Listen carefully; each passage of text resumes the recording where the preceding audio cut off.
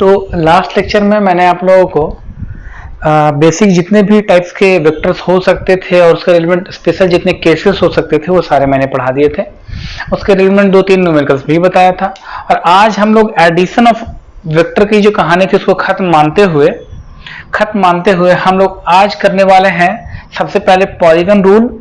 और polygon rule खत्म कर जैसे ही करेंगे उसके बाद तुरंत स्टार्ट करेंगे सब्ट्रैक्शन ऑफ वेक्टर। ठीक है, तो पहले आज का टॉपिक है हमारा क्या, आज हमें क्या पढ़ना है polygon rule of vector addition. Polygon rule ये भी एक वेक्टर एडिशन का एक मेथड है जिसमें हम लोग एक से ज्यादा लाभ भाई, इससे पहले आप ट्रायंगल रूल यूज करते थे या पैरेलल यूज करते थे, दो वेक्टर का एडिशन बता पाते थे आप। बट इस वाले में दो से ज्यादा वेक्टर्स होंगे, उसको कैसे एडिशन लेके आते हैं उनका वो ये मेथड बताता है। करना बहुत सिंपल काम है, ज्यादा कुछ हार्ड तो है नहीं, है ना। और क्वेश्चंस का एक बार इसके पार्ट से भी आ ही जाता है, तो उसको भी कैसे किया जाता है आओ जरा मैं समझा देता हूं आपको। ठीक है, देखो जरा polygon rule of vector addition होता क्या है दरअसल। तो देखिए सब ऐसा मान के चलो। देखो मान लीजिए ये एक वेक्टर ए है, ठीक है, एक वेक्टर मान लो ये है बी, एक वेक्टर ऐसा है मान लीजिए सी, एक वेक्टर ऐसा है मान लो डी। ये सारे के सारे वेक्टर्स हैं और बोला जा रहा है कि हमें क्या चाहिए, हमें इन सभी चारों वेक्टर्स का रिजल्टेंट वेक्टर चाहिए, उसका डायरेक्शन चाहिए और उसका मैग्नीट्यूड चाहिए। यहां पर निश्चित है दो वेक्टर्स नहीं है, दो वेक्टर से ज्यादा वेक्टर्स हैं। हालांकि कितने लोग ये पूछ सकते हैं सर तो जो पुराना वाला मेथड हमने पढ़ा है क्या उससे इन चारों का नेट रिजल्टेंट फोर्स या नेट रिजल्टेंट वेक्टर या नेट रिजल्टेंट मैग्नीट्यूड नहीं निकाला जा सकता। मैं बोलूंगा बिल्कुल निकाला जा सकता है, बट फर्क ये है कि उसमें कई एक बार आपको कैलकुलेशन करना पड़ेगा। जैसे आप ये दो वेक्टर का सेट बनाओगे, फिर इसका रिजल्टेंट आएगा, फिर उस रिजल्टेंट के इस वेक्टर के साथ सिस्टम बनाओगे, फिर इन दोनों का रिजल्टेंट आएगा और फिर ये रिजल्टेंट और ये वेक्टर का नेट जो आएगा वो देगा। तो एक बार में आपको 3 प्रोसेसेस करने पड़ जाएंगे। लेकिन पॉलीगन रूल जो है वो सिंपल मेथड है जिससे हम लोग एक बार में ही चाहे तो पूरा का पूरा रिजल्ट एक बार में निकाल सकते हैं। इसके भी बेसिक मेथड्स हैं और वो क्या है अभी मैं तुरंत बताता हूं। क्या सभी लोग जुड़ गए? सभी लोग को मैसेज कर दीजिए जितनी जल्दी हो सके, क्योंकि छूटेगा तो नुकसान तो होगा, है ना। ये छूटेगा तो नुकसान तो होगा चलो, है ना, ये छूटेगा तो नुकसान होगा। ग्रुप में ही मैसेज कर दो। चलो आ जाओ जरा देखते हैं इसको। तो अगर हम ये चाह रहे थे कि इसका एक साथ ही रिजल्टेंट निकालने तो कैसे निकालेंगे। तो देखो जरा मैंने क्या बोला था, vector can be parallelly shifted.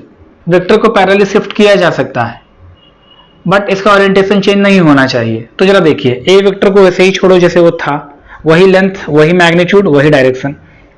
B को लो, बिल्कुल ऐसे उठाओ और बिल्कुल ऐसे करके यहां रख दो, ऐसे ये वाले वेक्टर को ऐसे, ये है बी हमारा। लेंथ वगैरह का देख लेना, लेंथ में बिल्कुल सेम लेके चल रहा हूं बट वो निश्चित है कि थोड़ा आगे पीछे तो होगा। बी वेक्टर भी ले लिया। अब जब देखो तो वे वेक्टर के बाद ये सी वेक्टर है, तो सी वेक्टर को उठाओ और यहां रखो इस तरह से, बिल्कुल ऐसे। और डी वेक्टर को उठाओ और डी वेक्टर को उठाओ और ऐसे रख दो, ये ऐसे कुछ इस तरह से। तो जरा देखो तो ये सारे के सारे वेक्टर्स को मैंने अरेंज किया, बट अरेंज करने में खास ऑर्डर है और ऑर्डर जो है तुम्हें यहां दिखेगा। किसी एक का हेड है दूसरे का टेल है, एक का हेड है दूसरे का टेल है, एक का हेड है दूसरे का टेल है। तो इसी तरह का कॉम्बिनेशन सेट आपको भी बनाना है जहां पर किसी एक का हेड होना चाहिए और किसी एक का टेल होना चाहिए, किसी एक का हेड किसी एक का टेल होना चाहिए, इस तरह के सिस्टम में। और अगर आप ये करने में बिल्कुल माहिर हो चुके हो तो फिर आपके लिए रिजल्टेंट निकालना हार्ड नहीं है। तो ये देखो तो जरा ये सब के सब किस एक खास ऑर्डर में है जो इस तरह का मोशन दे रहे हैं, एक इस तरह से मोशन दे रहे हैं। ठीक है, तो इनका जो रिजल्टेंट होगा बिल्कुल उल्टे तरीके से दिया जाएगा और वो ऐसा होगा। इस लास्ट वाले वेक्टर के टेल और स्टार्ट वाले वेक्टर के टेल और लास्ट वाले वेक्टर के हेड से मिला दो तो ये होगा रिजल्टेंट वेक्टर आर। वो दिया जाएगा vector A plus vector B plus vector C plus vector D और इस तरह से, और ये सबका रिजल्टेंट होगा। This is called polygon rule. This is called what, polygon rule. दरअसल जो पैरेललोग्राम रूल है वो भी पॉलीगन रूल का ही एक स्पेशल केस है, लेकिन चूंकि हम लोग उसे पहले पढ़ लेते हैं तो हमें लगता है कि अच्छा ये तो नहीं। दरअसल पॉलीगन रूल का एक स्पेशल केस होता है, पैरेललोग्राम रूल और इवन ट्रायंगल रूल भी। लेकिन यहाँ पे खास करके पॉलीगन रूल में आपको ट्रिक याद रखना चाहिए कि एक वेक्टर का टेल एक का हेड का कॉम्बिनेशन सेट करना चाहिए, तो जो रिजल्टेंट है वो उल्टे डायरेक्शन में मूव करता हुआ वेक्टर के द्वारा दिया जाएगा, जिसका लेंथ, जिसका मैग्नीट्यूड इतना होगा और जिसका डायरेक्शन ये होगा। क्या ये बात क्लियर है? इसे बोलते हैं polygon rule of vector addition. क्या बोलते हैं? अगला पार्ट हम लोगों का है सब्ट्रैक्शन ऑफ वेक्टर। आओ देखो इसको भी समझ लेते हैं अच्छी तरीके से।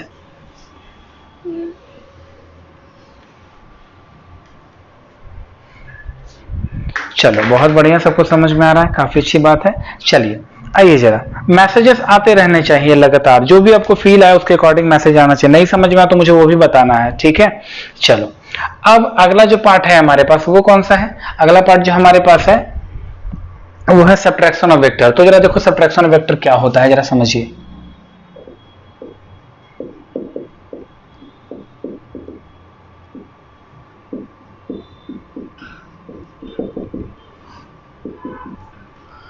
देखो जरा, इससे पहले जो तुमने पढ़ा था वो क्या पढ़ा था, मैं वो तुम्हें समझाता हूं। देखो जरा, ये था वो वेक्टर P, ये था वेक्टर Q, और इन दोनों के बिल्कुल हम लोगों ने एक ऐसा ही वेक्टर बनाया जो इधर एक Q ही है, और बिल्कुल P ऐसे लिया था, ये वेक्टर P है, और हम लोगों ने ये बोला था कि रिजल्टेंट होता है वेक्टर R बराबर vector P plus vector Q, this is the resultant vector R। ये इस तरह से दिया जा रहा था। बट अब तुम्हें R vector equal to vector P plus vector Q नहीं निकालना, क्योंकि ये तो एडिशन ऑफ वेक्टर है। बट तुम्हें क्या निकालना है? Subtraction of vector. तो तुम्हें लिखना चाहिए R equal to vector P minus vector Q। लेकिन यहां ध्यान रहे, यहां पर समझाने का मेरा तरीका थोड़ा दूसरा है, ठीक है। लेट से आते हो, थोड़ा टाइम पे आया करो ना, सभी लोग टाइम पे आया करो। चलो अब यहाँ पे समझाने का तरीका मेरा थोड़ा दूसरे तरीके से। जरा देखिए यहाँ पे, ये तो आपको पहले से पता है, इसके लिए रिजल्टेंट आप निकाल चुके, एंगल भी निकाल चुके रिजल्टेंट वेक्टर का। बट अब ये तुम्हारे पास है दो वेक्टर का सब्ट्रैक्शन। तो मैंने मैथ में पहले ही बोला कि दरअसल सिर्फ एडिशन ही होता है, सब्ट्रैक्शन का कंसेप्ट नहीं है। तो कहां से आता है जरा देखो। क्या मैं इस वेक्टर को ऐसे लिख सकता हूं, vector R equal to vector P plus minus vector Q? Yes sir, बिल्कुल लिखा जा सकता है। इसका मतलब ये है कि मैं वेक्टर को ऐड कर रहा हूं, सब्ट्रैक्ट नहीं कर रहा। इसका मतलब है कि मैं वेक्टर को सब्ट्रैक्ट कर रहा था, बट इसका मतलब है कि मैं वेक्टर को ऐड कर रहा हूं, कुछ इस तरीके से। जरा देखिए, वेक्टर P को जोड़ना है मुझे माइनस Q वेक्टर के साथ। तो वेक्टर P जैसा है वैसा ही, बट माइनस Q वेक्टर क्या होता था, जिसे हम नेगेटिव वेक्टर या अपोजिट वेक्टर कहते थे। तो ये जैसा Q है तो इसी का विरोध ले लो, ऐसा बिल्कुल यही सेम मैग्नीट्यूड, सेम यही लेंथ, बट ये होगा माइनस Q, क्योंकि डायरेक्शन जस्ट अपोजिट। याद करो, नेगेटिव वेक्टर या अपोजिट वेक्टर आपको मैंने बताया था, तो उनमें क्या करते थे, बस जो भी वेक्टर था उसको जस्ट रिप्रेजेंट करके उल्टा कर लेते थे, ठीक है, कोई दिक्कत नहीं। चलो बहुत बढ़िया। तो अगर ये वाले वेक्टर को आपने तुरंत पलट के ऐसा रख लिया तो ये क्या हो गया, अब P और Q आ गया है। तो सिमिलरली इसी तरह से एक वेक्टर आपको यहां बनाना चाहिए, बिल्कुल ऐसे ही, ठीक, और ये वेक्टर P ऐसे बनाना चाहिए, बिल्कुल ऐसे ही, ठीक। तो जरा देखो, वेक्टर P, तो this is vector P, this is minus vector Q, तो this is minus vector Q। अब हमें क्या करना है, रिजल्टेंट लिखना है। अच्छा एक बात और याद करो कि यहां पर, उस जगह पर यहां से यहां तक का जो वेक्टर हुआ करता है उसके बीच का एंगल कितना था, थीटा हुआ करता था, ठीक है। लेकिन अब तो तुम्हारे पास जो वेक्टर है वो कितना है, ये पूरा एक लीनियर पेयर है, तो ये पूरा 180, तो ये कितना होगा 180 degree minus theta. Yes sir. तो पहले वाले केस में during the addition of vector P और Q के बीच में एंगल बनता है theta, but subtraction of vector के दौरान आपके पास जो P और माइनस Q वेक्टर के बीच में जो एंगल बन रहा है वो है 180 डिग्री माइनस थीटा, ठीक। तो सारे के सारे खेल इसी तरह से खेले जाएंगे। तो जो रिजल्टेंट होगा वो कैसे दिया जाएगा, रिजल्टेंट कैसे दिया जाएगा, याद करो, ऐसे ऐसे, इस तरीके से। ये है रिजल्टेंट, ये R है, और R इक्वल टू लिखा जाएगा vector P plus minus vector Q, ऐसे। अब एक बात और ध्यान रखो बहुत अच्छे तरीके से, यहां पे खास बात निकल के आई है कि अगर दो वेक्टर का एडिशन हो रहा था और अगर एंगल थीटा जो था वो एक्यूट था, 90 डिग्री से छोटा था, तो उसके उसमें जो मेजर डायगोनल होता है वो रिप्रेजेंट करता है रिजल्टेंट वेक्टर को। बट खास बात, जब सब्ट्रैक्शन ऑफ वेक्टर हो रहा है, जब सब्ट्रैक्शन ऑफ वेक्टर हो रहा है, तो जो माइनर डायगोनल होता है वो रिप्रेजेंट करता है रिजल्टेंट वेक्टर किसका, P plus minus Q vector का। इस बात को भी आपको याद रखना चाहिए। तो यहां पर ये वाला जो डायगोनल होगा, जिसे माइनर डायगोनल कहते हैं, वो रिजल्टेंट दे देगा किस केस में, सब्ट्रैक्शन ऑफ वेक्टर के दौरान, ठीक है। तो अब ये आपने अच्छी तरीके से समझ लिया और जान लिया है, तो अब इसका मैग्नीट्यूड भी निकालना पड़ेगा जैसा पिछले केस में कर रहे थे, ठीक है। और अब मैग्नीट्यूड निकालना पड़ेगा, और इसके साथ और क्या निकालना पड़ेगा हमें, इसके साथ मैग्नीट्यूड के साथ डायरेक्शन भी निकालना पड़ेगा हमें। हम इन दोनों को निकालने वाले हैं इसी तरीके से, ठीक है। चलो आ जाओ, ये वाला एंगल आपको याद हो अगर, तो ये अल्फा हुआ करता था, इसी हिसाब से इनको भी अल्फा ले लो। कोई जरूरी नहीं कि दोनों बराबर होगा, मैं बस नाम रख रहा हूं अल्फा अल्फा संयोग से ऐसे करके, ठीक है। बाद में कहोगे तो नाम चेंज भी कर दूंगा। इतने में कोई दिक्कत नहीं, तो चलो फिर रिजल्टेंट की बात कर लेते हैं। आज रिजल्टेंट क्या था याद होगा आपको, मैं पूरा डायग्राम नहीं बना रहा, आपको याद होगा रिजल्टेंट आर का स्क्वायर बराबर होता है पी का स्क्वायर प्लस प्लस कैसे लिखेंगे माइनस क्यू का स्क्वायर प्लस 2pq कॉस। यहां ध्यान रखें अच्छे से।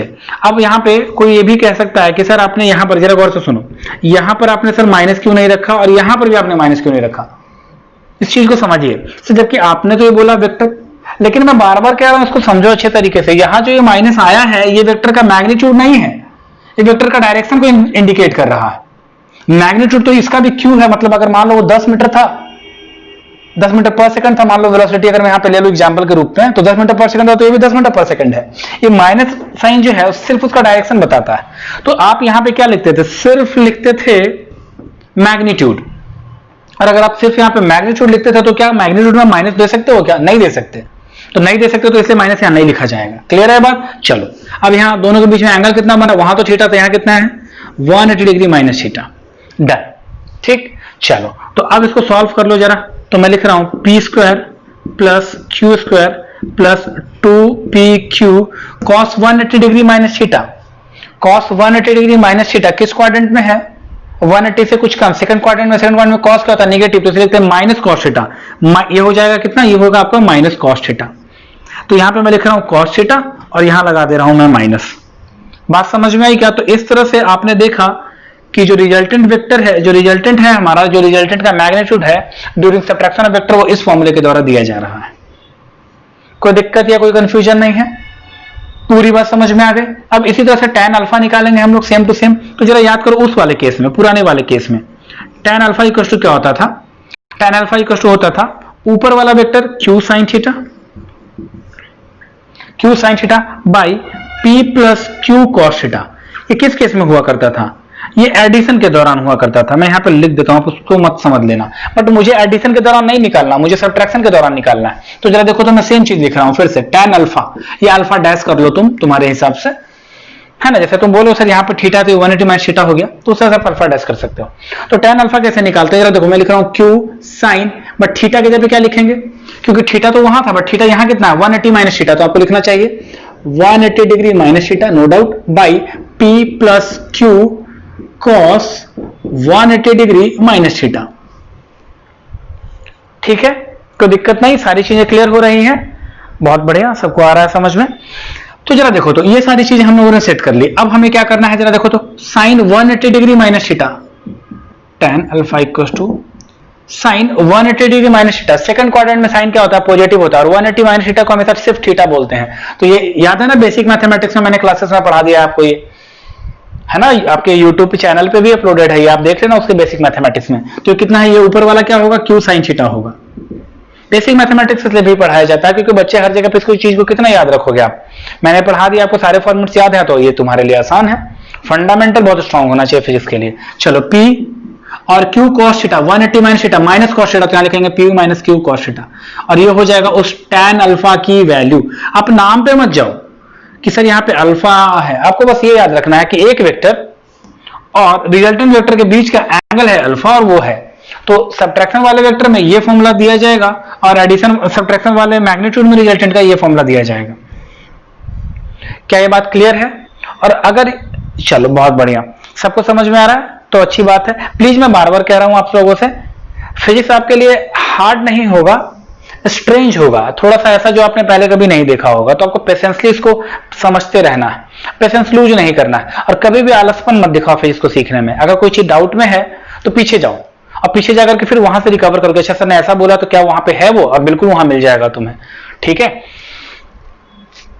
तो हर हालत में आपको इतनी बात का ख्याल जरूर से रखना चाहिए। अब चलो, अब बात करते हैं, तो सब्ट्रैक्शन वेक्टर की बात हो गई। तो आगे क्या बात है, आगे देखो, एडिशन वेक्टर के दौरान मैंने बहुत सारे स्पेशल केसेस बनाए थे। वो सारे के सारे केसेस जो एडिशन वेक्टर में बने थे, वो सारे के सारे जो केसेस हैं हमारे, वो कहां बनेंगे, वो सब्ट्रैक्शन वेक्टर में भी बन जाएंगे। ठीक है, तो आपको एडिशन वेक्टर वाले जितने केसेस हैं उतने ही सारे केसेस सब्ट्रैक्शन वेक्टर में निकाल करके सभी रिजल्ट्स को याद रख लेना है, ताकि आपका कैलकुलेशन ज्यादा फास्ट हो। ठीक है, तो इस पोर्शन में यहां अब इसके बाद मैं अगला पार्ट में बढ़ूंगा जिसको हम लोग बोलते हैं रेजोल्यूशन ऑफ वेक्टर वाला फॉर्मेट, ठीक है।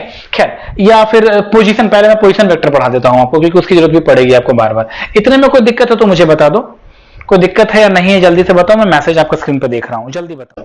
अगली बात है हमारे पास कौन सा, पोजीशन वेक्टर। तो अगला पार्ट जो हम लोग करने वाले हैं वो क्या है, पोजीशन वेक्टर है। अब ये क्या होता है, तो जरा देखो, कोई एक आदमी, पोजीशन मतलब क्या, किस जगह पे कोई चीज है, उसको ऐसे समझिए। मुझे एक बात होता, मैं बोलूं कि मेरा जो मित्र है वो 5 मीटर दूरी पर है, तो 5 मीटर दूरी है वो तो मैग्नीट्यूड हो गया। बट जब तक कि मैं तुम्हें दिशा या डायरेक्शन ना बताऊं तब तो तुम कैसे कहो कि यही सर का मित्र होगा। एक भीड़ में भीड़ में मेरा दोस्त है जहां पे 50 लोग पहले से भी खड़े हैं, सभी अलग अलग दिशाओं में। अगर मैंने बोला कि 5 मीटर की दूरी पर मेरा मित्र खड़ा है, तो ऐसे कई सारे लोग हो सकते हैं जो उस 5 मीटर की दूरी पर मिल जाए और तुम बोलोगे सर ये सारे के आपके दोस्त हैं।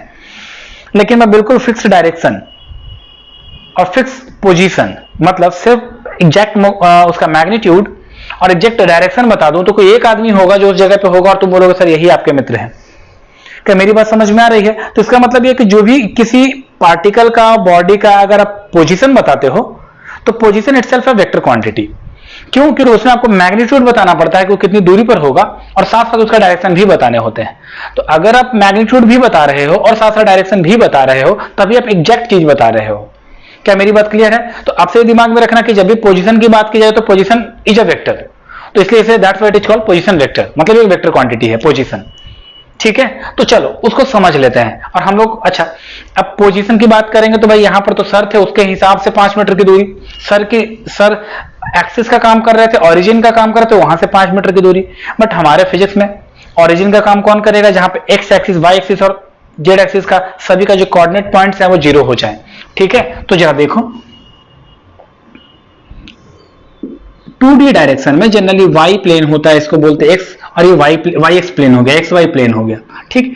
अब ये वाला जो पार्ट है ये देखने में भले ऐसा लग रहा हो बट दरअसल ऐसा नहीं है। ये एक्स ऐसा है, वाई ऐसा है, नो डाउट, बट जो जेड है वो तुम्हारी तरफ है, मुझसे तुम्हारी तरफ जा रहा है, वो जेड ऐसा है। ये 3 एक्सिस होता है।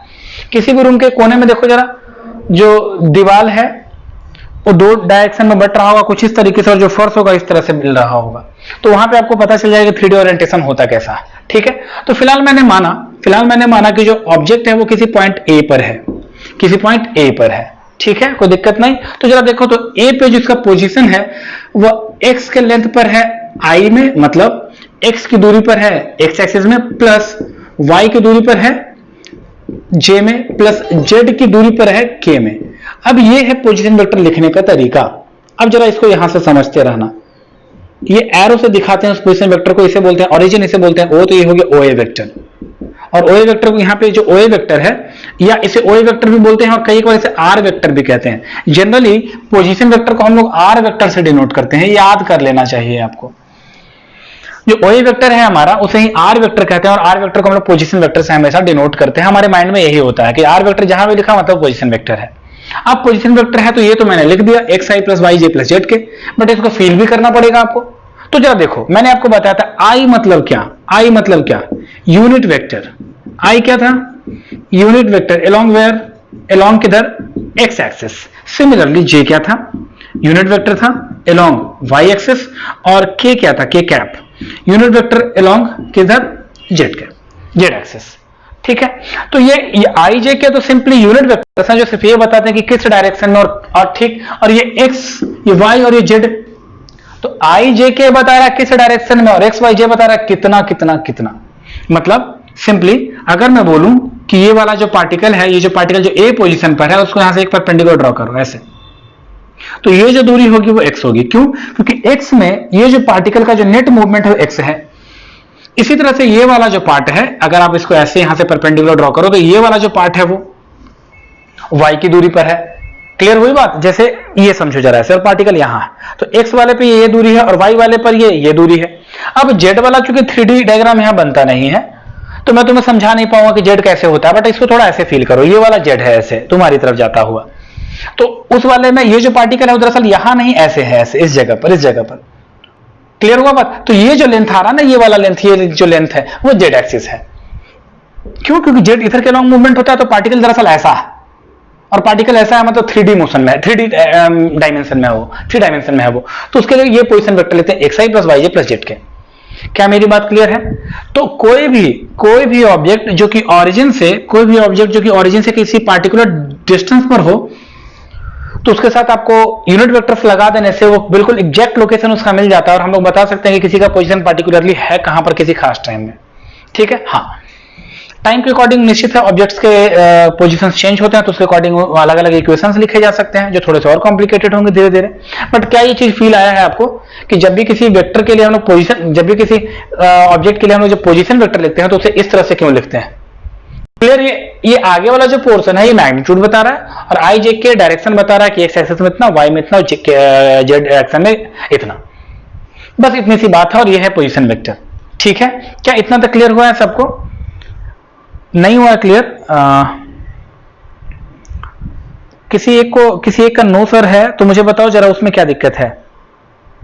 किसी एक का नो सर है तो क्या दिक्कत है? अनुराग, क्या दिक्कत है? जल्दी बताओ, जल्दी मैसेज में रिप्लाई करो फटाफट।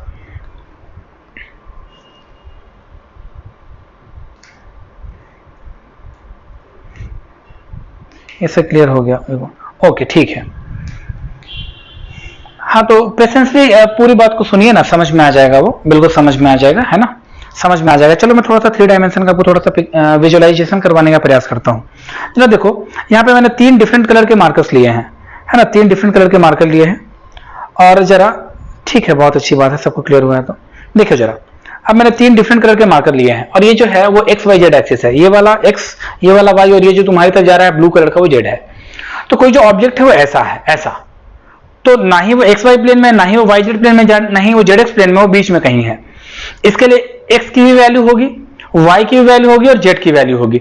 तो कोई भी पोजीशन, जैसे ये पोजीशन है ना, तो एक्स में कितना, वाई में कितना, जेड में कितना, तो एक्स उस पार्टिकुलर पॉइंट से एक्स की तरफ एक परपेंडिकुलर लाइन गिरा दो, वाई की तरफ एक परपेंडिकुलर लाइन गिरा दो और जेड की तरफ एक परपेंडिकुलर लाइन गिरा दो, तो इससे तुम्हें पता चल जाएगा कि एक्स में, वाई में और जेड एक्सिस में कितनी कितनी दूरी पर है। ये सिर्फ एक लिखने का तरीका है, ये सिर्फ एक लिखने का तरीका है। जरा देखिए इसको, ऐसे समझिए। हाँ ठीक है, बहुत अच्छी बात है, सबको क्लियर हुआ है तो बहुत अच्छी बात है। जरा देखो इसको लिखने का, ये वेक्टर ऐसे ना लिख करके, मान लो ऐसे लिखा होता a = 2i + 3j + 4k, ऐसा अगर लिखा होता तो 2i + 3j, this is j, + 4k। इसका मतलब यह है कि x के डायरेक्शन में 2 मीटर की दूरी पर है, y के डायरेक्शन में 3 मीटर की दूरी पर है और z के डायरेक्शन में ये 4 मीटर की दूरी पर है। ठीक है, इसी तरह से इसे r वेक्टर, तो ऐसे लिखेंगे r vector = 2i + 3j + 4k, या इसे ही बोलेंगे OA vector = 2i + 3j + 4k। No doubt इसे ऐसे ही लिखते हैं। ठीक, कोई दिक्कत नहीं। बट पोजीशन वेक्टर के अलावा और दुनिया की सारी चीजें भी वेक्टर क्वांटिटी हैं, बहुत सारी और भी हैं जो वेक्टर क्वांटिटी हैं, जैसे फोर्स। तो मान लो फोर्स लिखा है ऐसे 2i + 3j + 0k। तो इसको समझने का क्या मतलब है? इसका मतलब है कि एक्स डायरेक्शन में ये 2 न्यूटन का फोर्स लग रहा है, वाई में ये 3 न्यूटन का फोर्स लग रहा है और जेड के डायरेक्शन में इसमें 0 न्यूटन का फोर्स लग रहा है। मेरी बात क्लियर हो गई क्या सबको? ये इस तरह, चूंकि एक वेक्टर क्वांटिटी है तो वेक्टर क्वांटिटी तो हर को ऐसे लिखा जा सकता है, सिर्फ पोजीशन वेक्टर को क्यों लिखेंगे? ऐसा किसी को भी लिखा जा सकता है। ठीक है, चलो इसी तरीके से मैं बात करूं वेलोसिटी की, velocity is also a vector quantity. तो अगर ये वेक्टर क्वांटिटी मान लो इसमें ऐसा लिखा हुआ 3i + 6k + 6j + 9k, इसका मतलब ये हो गया कोई पार्टिकुलर बॉडी है जो कि दौड़ रही है, तो किसी पार्टिकुलर इंस्टेंट पर उसकी जो वेलोसिटी है, ये मान लो कांस्टेंट वेलोसिटी उसकी है, वो एक्स एक्सिस में 3 मीटर पर सेकंड से दौड़ रही है, वाई में 6 मीटर पर सेकंड से दौड़ रही है और जेड में 9 मीटर पर सेकंड से दौड़ रही है। ये इसका लिटरल मीनिंग होता है। और ऑब्वियस बात है, जब तुम दौड़ते हो तो कौन सा तुम एक्स वाई और जेड का ख्याल रखते हो? तुम तो कहीं भी दौड़ने लगते हो। जब तुम कहीं दौड़ोगे तो कोई एक्स एक्सिस की तरफ से पूछेगा कि भाई एक्स डायरेक्शन में कैसे मूव, इसको ऐसे फील करो, जरा जो मैं कह रहा हूं उसको ऐसे फील करो, जिससे देखो। ठीक, अगर तुम इधर दौड़ रहे थे, मान लो बच्चा एक ऐसा दौड़ रहा है इधर, तो सिर्फ एक्स एक्सिस की तरफ दौड़ रहा है। मान लो कि बच्चा जो है वो उड़ रहा है आकाश में, या उसने एक पत्थर फेंक दिया तो सिर्फ वाई के डायरेक्शन में मोशन कर रहा है। बट सोचो जरा, तुमने पत्थर ऐसा फेंका होगा, ऐसा, तो जब तुम पत्थर ऐसा फेंकोगे तो जरा समझना, ऐसा फेंकोगे तो मान लो पत्थर ऐसा होगा, तो ये किसी पार्टिकुलर इंस्टेंट में उसकी वेलोसिटी x की तरफ इतनी होगी और किसी पार्टिकुलर इंस्टेंट में उसकी y की तरफ इतनी वेलोसिटी होगी। फिर जैसे जैसे वो आगे बढ़ेगा तो इस तरह से उसकी वेलोसिटी चेंज होती चली जाएगी। तो ये पार्टिकुलर डायरेक्शन में अलग अलग बाइफरकेट करना बहुत जरूरी है। मतलब कहीं ना कहीं माइंड में डिवीजन पूरी तरह से क्लियर होना चाहिए कि जब एक्स आई प्लस वाई जे प्लस जेड के जनरलाइज करके लिखा गया उसका लेटर मीनिंग होता क्या है। अब एक अगला फॉर्मेट जरा देखो, अब एक अगला फॉर्मेट देखो। जैसे मान लीजिए कोऑर्डिनेट एक्सेस है, मैंने इस पर सिंप्लिसिटी के लिए मैंने सिर्फ दो ही एक्सेस लिया है, y और x, ठीक है। एक ऑब्जेक्ट जो है वो यहाँ, ये इसे o बोल रहे थे, इसे a बोल रहे, मान लो a पोजीशन पे है और a पोजीशन का जो a वेक्टर है और a वेक्टर का जो पोजीशन है वो है xi प्लस, चलो मैं तीनों ले लेता हूँ, yj प्लस zk, ऐसा, ठीक। तो मैंने क्या लिखा है, मैंने लिखा है x1i plus y1j plus z1k। किसी पार्टिकुलर टाइम में कोई जो पार्टिकल है या कोई जो बॉडी है, कोई इंसान है जो ए पोजीशन पर था, जो कि ओरिजिन से किसी फिक्स रेफरल से, ओरिजिन बोलो, ओरिजिन बोलो या और रेफरेंस पॉइंट बोलो। रेफरेंस पॉइंट वह पॉइंट होता है जहां से आप तुलना करते हो किसी के पोजीशन की, किसी के वेलोसिटी की, ठीक है। तो वो यहां था, बट उसके बाद वो वहीं थोड़े रहेगा, चूंकि इंसान है तो वो चलेगा और चल करके मान लो इतनी दूरी तय करके वो बी पॉइंट पे आ गया और बी पॉइंट का जो कोऑर्डिनेट एक्सेस है वो है x2i plus y2j plus z2k, ऐसा करके, ठीक। और ये वेक्टर इसे क्या बोले थे हम लोग, OA वेक्टर बोले थे, इसे बोले हम लोगों ने OB वेक्टर। तो आपसे पूछा जा रहा है what is the net displacement by this man या by this body, by this particle. तो नेट डिस्प्लेसमेंट क्या होगा, नेट डिस्प्लेसमेंट मतलब कितनी दूरी चल चुका है ये, तो चला तो ये है, अरे बोलो, चला तो ये है, तो ये OA वेक्टर है, ये OB वेक्टर है, हमेशा याद रखना, ओरिजिन से उसकी ओर, ओरिजिन से उसकी ओर, और यानी कि स्टार्टिंग पॉइंट से फाइनल पॉइंट की ओर। तो यहां से चला वो इधर की ओर गया, तो ये वाला वेक्टर जरा देखो, क्या फील आ रहा है, ये चीज अच्छे से फील आ रहा है क्या, जरा देखो यहां फिर से देखिए, ओरिजिन यहां था और ये पॉइंट यहां था, तो मैंने ऐसे एरो ऐसे लेके ऐसे गया हूंगा मैं, तो ये एरो रहा, ओरिजिन यहां और ये पार्टिकल यहां, फाइनल पॉइंट इसका यहां पहुंचा, तो मैंने ये एरो, तो ये एरो ले लिया। स्टार्टिंग में बच्चा यहां था या कोई लड़का यहां पे था और वो चल करके यहां पहुंचा है, तो इधर से इधर की ओर, तो ये एरो हो गया। तो जरा गौर से देखो, इसको मैं थोड़ा सा इधर दिखाता हूं, तुम्हें कुछ फील आएगा। ये ऐसा है, ये ऐसा है और ये ऐसा नहीं, इसको मैं दूसरे कलर से बनाता हूं, ये ऐसा है, ऐसा बिल्कुल टच हो रहा है, ऐसा। इसको आपने बोला है OB, इसे आपने बोला है AB और इसे बोला है आपने OA। चलो याद तो करो, ये AB था, तो जरा याद करो कि क्या ऐसा कुछ तुमने पढ़ा है, जरा देखो। तो ये वेक्टर का टेल हेड मिल रहा है और ये ऐसे घुमाना चाह रहा है और ये वाला ऐसे घुमाना चाह रहा है, ये था क्या दरअसल, याद करो याद करो याद करो, क्या ये ट्रायंगल रूल था, क्या तुम इसे ट्रायंगल रूल में पढ़ा था। अरे यार नहीं याद कर रहे तुम लोग, याद नहीं कर रहे तुम लोग, ठीक है, तुम्हें याद करना बहुत जरूरी है। क्या तुमने ये याद किया कि क्या ये एक ट्रायंगल रूल था। पुरानी चीजों का रिवीजन मैं बार बार कर रहा हूं, नहीं करो तो फिजिक्स वीक होगा। क्या ये ट्रायंगल रूल था, हाँ सर था, और ट्रायंगल रूल था तो याद करो क्या लिखोगे, triangle according to triangle rule, according to T rule क्या लिखोगे, OA vector plus AB vector, हाँ OA vector plus AB vector equal to what, OB vector.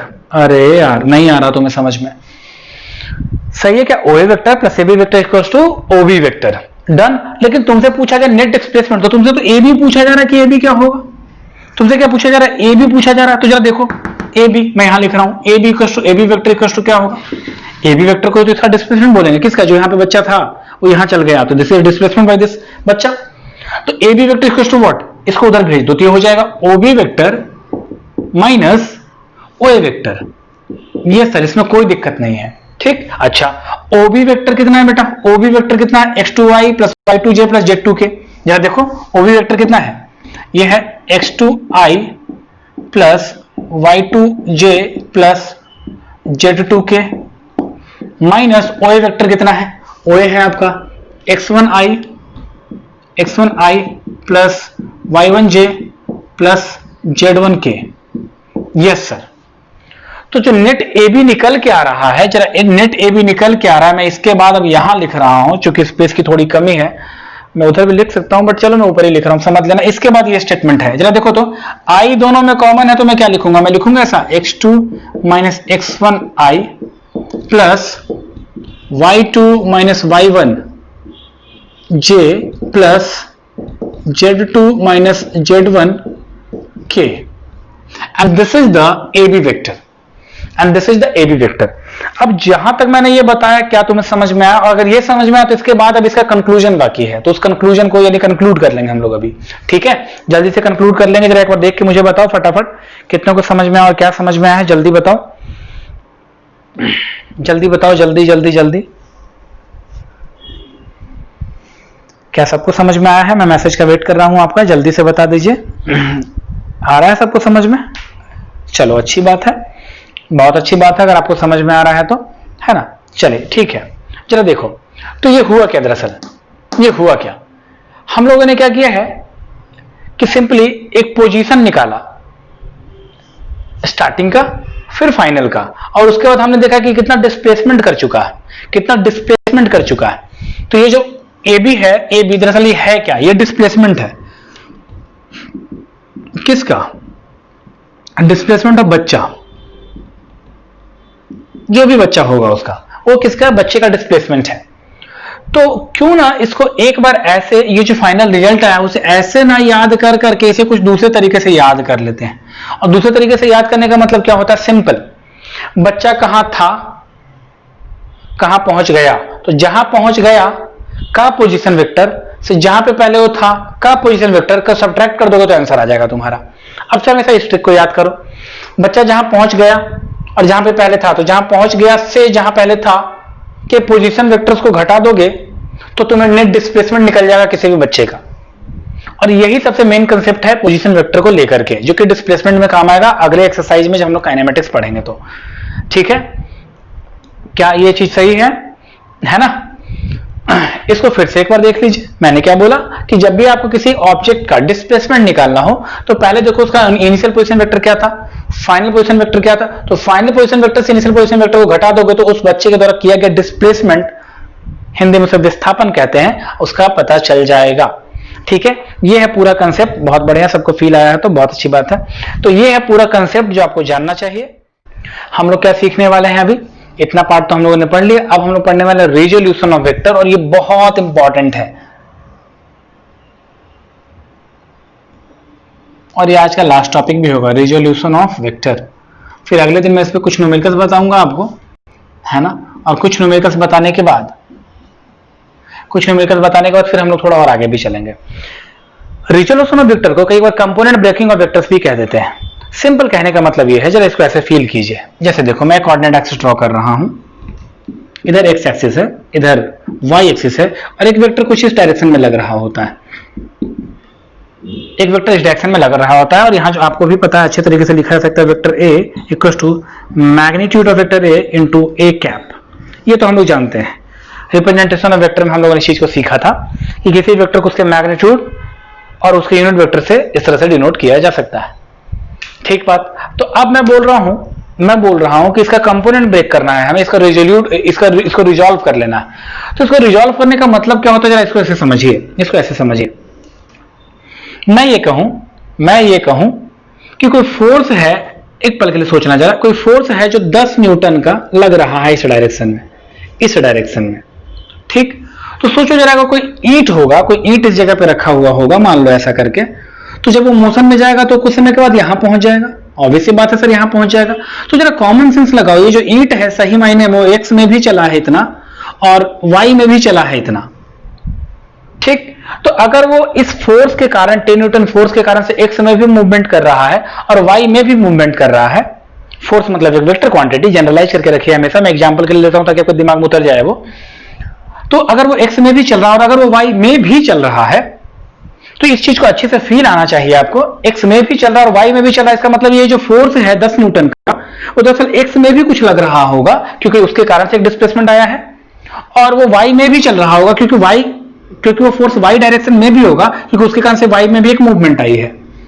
मतलब कहने का मतलब सिर्फ ये है कि जब भी कोई फोर्स ऐसा लग रहा होगा जो कि ना ही एक्स की तरफ अकेला होगा ना ही वाई की तरफ, वो बीच में कहीं होगा, लेकिन उसके कारण से जो नेट मूवमेंट होगा बॉडी का वो एक्स में भी हो रहा है और वाई में भी हो रहा है, तो तुरंत क्वेश्चन ये बनता है कि सर एफ तो लग रहा है इधर, वो एक्स में तो नहीं लग रहा, वाई में तो नहीं लग रहा, बट इसका मूवमेंट एक्स में भी हो रहा है और वाई में भी हो रहा है। नहीं, उस फोर्स का एक कंपोनेंट मतलब एक पार्ट x में भी लग रहा था और उसका एक कंपोनेंट y में भी लग रहा था, और जिसके कारण से x में बॉडी का मूवमेंट हुआ और y में भी बॉडी का मूवमेंट हुआ है। ठीक है, तो ये अगर तुम एग्जांपल अच्छे से समझ गए, और अगर कोई नहीं समझा तो प्लीज इस वीडियो को फिर 2-3 बार सुनना, फील आएगा, है ना, 2-3 बार पढ़ना। ठीक है, तो फील आएगा। तो अगर तुम वो समझ गए तो देखो जरा मैं इसको कैसे कर रहा हूं, जरा ये देखें। अब इस चीज को प्लीज 2-3 बार सुनना जो मैंने अभी जस्ट बोला है। तो देखो जरा हुआ क्या, एक वेक्टर था जिसको मैंने ए वेक्टर बोला। तो ए वेक्टर जो है वो दरअसल एक्स की तरफ भी इफेक्टिव है और y की तरफ भी इफेक्टिव है। और x की तरफ इफेक्टिव कैसे है, तो x की तरफ से बस इस जिसका जो हेड पॉइंट है वहां से एक परपेंडिकुलर ड्रॉ करो तो ये आएगा, और इस वाले से y की तरफ एक परपेंडिकुलर ड्रॉ करो तो ये लेंथ आएगी, ये वाली लेंथ आएगी, और इधर ये लेंथ आएगी। कहने का मतलब है कि ये जो वेक्टर है वह x की तरफ भी कुछ हद तक इफेक्टिव है और y की तरफ भी इफेक्टिव है। तो इफेक्टिवनेस कितनी है उसकी, उसका वैल्यू कितना है x एक्सिस के लॉन्ग और y एक्सिस के लॉन्ग, तब जबकि वह x एक्सिस से एंगल थीटा बना रहा होता है। और तो सुनेंगे, तब जबकि वह x एक्सिस से कितना एंगल बना रहा होता है। ठीक है, बहुत बढ़िया। तब जबकि वह x एक्सिस की तरफ से कितना एंगल बना रहा होता है, इतनी सी बात मैंने कह दी है। ठीक, तो जरा देखो, अगर तुम इसे एक ट्रायंगल मान रहे हो कुछ देर के लिए, मान लो ये O है और ये पॉइंट M है और ये पॉइंट मान लो P है, तो मैं इन ट्रायंगल, गौर से सुनना, इन ट्रायंगल OPM में इसका मैग्नीट्यूड, ये जो चूंकि ये वेक्टर A है तो इसका मैग्नीट्यूड कितना होगा, इसका मैग्नीट्यूड होगा A। अरे बता तो रखा है ना, किसी वेक्टर का जो मैग्नीट्यूड होता है वो सिंपली A से नहीं, अरे तुम ऐसे भी डिनोट करते थे दादा, याद तो करो, या सिंपली मैंने उसे A बोलना है ऐसे भी बोल लो। ठीक है, तो उसका इस वाले का OP का जो मैग्नीट्यूड है, OP का जो मैग्नीट्यूड है वो सिंपली A है। तो जरा देखो, तो इन ट्रायंगल OPM में अगर मैं तुम्हें बोलूं what is the value of, we are interested to find the value of PM and we are also interested to find the value of OM, तो देखो मैं क्या बोल रहा हूं, पहले उस ट्रायंगल में साइन थीटा लगाओ, साइन थीटा, तो साइन थीटा क्या होता है, perpendicular PM by perpendicular by hypotenuse, hypotenuse कितना है, A है, A, तो यहां से this implies PM equal to आ जाएगा A साइन थीटा। और सिमिलरली इसी तरह से जब तुम OM निकालोगे cos थीटा का रिलेशन निकाल करके, तो cos थीटा लगा ही लो, चलो, तो कितना हो जाएगा, बेस बाई हाइपोटेन्यूज A, तो this implies OM equal to हो जाएगा A cos थीटा। सिंपल कहने का मतलब यह है कि ये वाला जो लेंथ है ये आ रहा है A cos थीटा और ये आ रहा है A sin थीटा। सिंपल, बिल्कुल इतना ही सिंपल। तो इसका मतलब ये है कि जो A है उसका जो इफेक्टिवनेस है, उसकी जो वैल्यू है x की तरफ वो A cos थीटा के बराबर है, और A का जो इफेक्टिवनेस है या जो उसका मैग्नीट्यूड है along y एक्सिस वो A sin थीटा के द्वारा दिया जाता है, तब जबकि x एक्सिस से थीटा एंगल बना रहा होगा। बट अगर ये y से थीटा बना रहा होगा तो ये उलट जाएगा, यहाँ A cos थीटा और यहाँ sin theta A sin theta हो जाएगा। ये छोटी छोटी सी बातें बट बहुत इंपॉर्टेंट है। अगर छोटी बातें अगर टीचर ना समझा पाए आपको और बहुत ऊपर ऊपर से लेके जाए, भले वो कितना भी अच्छा क्यों ना पढ़ा रहे हो, बट अगर छोटी बातें बच्चों को, क्योंकि बच्चे छोटी छोटी बातों में फंसते हैं, बहुत बड़ी बड़ी बातों में तो ऐसे भी वो निश्चित है कि वो फंस ही जाएंगे वो। ठीक है, चलो आ जाओ। तो इधर है A cos थीटा और इधर है A sin थीटा। तो सिंपली हम लोगों ने ये देखा कि कोई भी वेक्टर अगर x एक्सिस के अलॉन्ग ना हो सिर्फ, y एक्सिस के अलॉन्ग ना हो सिर्फ, तो उसका इफेक्टिवनेस जो x एक्सिस और y एक्सिस की तरफ, दोनों की तरफ होता है। तो कितना होता है, तो सिंपली हम लोगों ने ज्योमेट्री का यूज कर लिया और ये निकाल लिया। ठीक, तो अब से गौर से सुनो मेरी बात, अब से इस वेक्टर को लिखने का तरीका बदल गया, और इस वेक्टर A को लिखने का तरीका जरा देखो क्या है, वो है A को ऐसे, this vector is equal to magnitude of this vector along x axis into unit vector plus magnitude of this vector along y axis into unit vector j। नहीं आया, देखो बड़ी जबरदस्त चीज आ गई तुम्हारे पास। इस तरह से लिखते हैं किसी वेक्टर को, इसी भी वेक्टर को लिखने का ये तरीका है। क्यों? क्योंकि उसका जो इफेक्टिवनेस है x की तरफ भी है, y की तरफ भी है। I डिनोट कर रहा है x की तरफ, j डिनोट कर रहा है y की तरफ, ये x बता रहा है x की तरफ कितना, y बता रहा है y की तरफ कितना, ये बता रहा है x की तरफ कितना। ठीक, तो अगर ये लिखा जाएगा वेक्टर को, तो इसके जस्ट रिलेशन के साथ a इक्वल टू ऐसे भी तो लिखा जाएगा। x कितना निकाला तुमने, ax, मतलब magnitude of vector a along x axis, that is what, a cos theta. तो तुम लिखोगे a cos theta i plus magnitude of vector a along y axis, that is a sin theta, a sin theta j। अब ये बात तुम्हारे दिल दिमाग में बिल्कुल उतर जानी चाहिए कि किसी भी वेक्टर को, अच्छा कोई ये भी कह सकता था कि सर अगर मान लीजिए के यानी कि आई जे के यानी X Y Z Z axis भी होता तो क्या करते, तो अगर वो होता तो उसके लिए भी यहां पे लिख कर करके फिर के लगा देते। क्या क्लियर हुआ है बात? क्या बिल्कुल दिल दिमाग में उतर गया ये सारा चीज कि किस तरह से इफेक्टिवनेस चेक करते हैं और इफेक्टिवनेस के अकॉर्डिंग हम लोग लिखते हैं वेक्टर को। ठीक है, अरे ठीक है, ये बात समझ में आई। अच्छा चलो, अगर जिन लोगों को अभी भी कंफ्यूजन होगा, अभी भी डर लग रहा है, पता नहीं सर क्या क्या बोल रहे हैं, कुछ ज्यादा मजा नहीं आ रहा, तो अगर ज्यादा मजा नहीं आ रहा, अगर ज्यादा मजा नहीं आ रहा तो जरा इसको ऐसे भी फील करो, इसको ऐसे फील करो, जरा ध्यान दो, बस सिंपल सी बात मैं तुम्हें कह रहा हूं, जरा देखना। क्या इस तरह का डायग्राम को मैं ऐसा बता सकता हूं? जरा देखना, ऐसा बता सकता हूं। एक वेक्टर है, गौर से सुनना, एक वेक्टर है जो है ए कॉस थीटा का, और एक वेक्टर है जो इधर लग रहा है वो ए साइन थीटा का, मतलब दोनों वेक्टर का मैग्नीट्यूड यहां लिखा गया। तो मैं बोल रहा हूं नेट रिजल्टेंट बता दीजिए मुझे, एक वेक्टर इधर है, एक वेक्टर इधर है, अरे एडिशन ऑफ वेक्टर वाला कंसेप्ट, और इन दोनों के बीच में एंगल कितना बनना बेटा? 90 डिग्री। तो मुझे रिजल्टेंट वेक्टर बताओ, क्या बताओगे? Resultant vector. ठीक है, तो रिजल्टेंट वेक्टर आर का स्क्वायर बराबर होता था सर एक वेक्टर का स्क्वायर मतलब पी का स्क्वायर प्लस क्यू का square plus 2p q cos theta. हाँ सर, ये हुआ करता था। और अगर ये हुआ करता है तो जरा देखो तो आर अंडर रूट में ले लोगे तो ये पूरा ऐसा होगा पी का स्क्वायर, पी मतलब एक वेक्टर वो कितना है, उसका मैग्नीट्यूड कितना? ए कॉस थीटा, तो लिखोगे ए स्क्वायर। देखते रहना, जादू समझ में आएगा तुम्हें। A square cos square theta plus Q square, A square sine square theta plus 2p cube cos theta. Theta यहां पे कितना है बेटा? 90 डिग्री। दो वेक्टर बीच का एंगल कितना है? 90 डिग्री। तो ये तो 90 cos 90 जीरो, तो zero multiply by anything zero, तो ये पूरा पार्ट जीरो हो गया, यही आया अंडर रूट में। अब इसे जरा देखो, ए स्क्वायर दोनों में कॉमन है तो बचेगा क्या? Sign square theta plus cos square theta, वो होता है 1, तो ये हो जाएगा अंडर रूट ए का स्क्वायर बराबर ए। अच्छा सर, तो ये जो रिजल्टेंट वेक्टर आया था उसका मैग्नीट्यूड कितना होगा? ए होगा क्या? अरे यार, तो तुमने स्टार्ट कहां से किया था? एक वेक्टर है जिसका मैग्नीट्यूड ए है, नहीं आया। एक वेक्टर है जिसका मैग्नीट्यूड ए है, तुम वहीं से तो स्टार्ट करके आए थे। तो जरा देखो तो अल्टरनेटिव दूसरे मेथड से भी तुम्हें वही चीज समझ में आ रहा है जो तुम्हें मैंने ऐसे समझाया है। वेक्टर कहीं बच के तुम्हें जाने नहीं देगा, हर जगह से तुम्हें समझाने का पूरा प्रयास करेगा, बट तुम भाग जाओगे तो नहीं समझा पाएगा। क्या मेरी ये बात फील आई है? झकास लगा? बिल्कुल बिंदास लगा? बिल्कुल दिल दिमाग में घुस गया? तो मुझे बताओ जल्दी से, रिप्लाई करके जल्दी बताओ, रिप्लाई करके जल्दी से बताओ। अगर आया है तो मैं तुम्हारा वेट कर रहा हूं, जल्दी से मुझे बताओ कितना समझ में आया, कितना नहीं आया।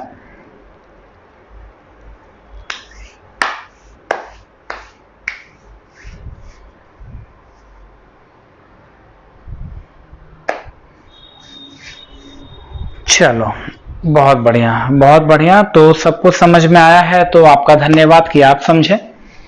मेरा तो कुछ होता नहीं, ना कभी जाता है।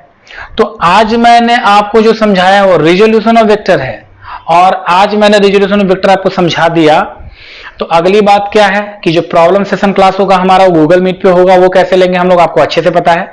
तो मैं आपको जल्दी ही इससे प्रॉब्लम्स लाइव करवाऊंगा गूगल मीट पर, ठीक है, बिल्कुल स्क्रीन शेयर करते हुए, और अच्छे तरीके से एक पार्ट करवाऊंगा। फिर अगले क्लास में मैं यहां भी आपको यूट्यूब चैनल पे भी कुछ न्यूमेरिकल्स करवाऊंगा, ठीक है। तो आज मुझे लगा कि आपने थ्योरी समझी होगी, तो उसके अकॉर्डिंग बहुत बढ़िया, सभी को मैसेज काफी अच्छे आ रहे हैं, तो बहुत अच्छी बात है। और अगर आया तो अच्छा है, नहीं आया तो फिर से अगले क्लास में कुछ अपने डाउट्स को क्रिएट करके रखना, मुझसे पूछ लेना मैसेज के थ्रू, जैसे अभी कर रहे हो, ठीक है। तो आज के लिए इतना ही, अगले वीडियो में मिलेंगे इससे कुछ आगे वाले पार्ट।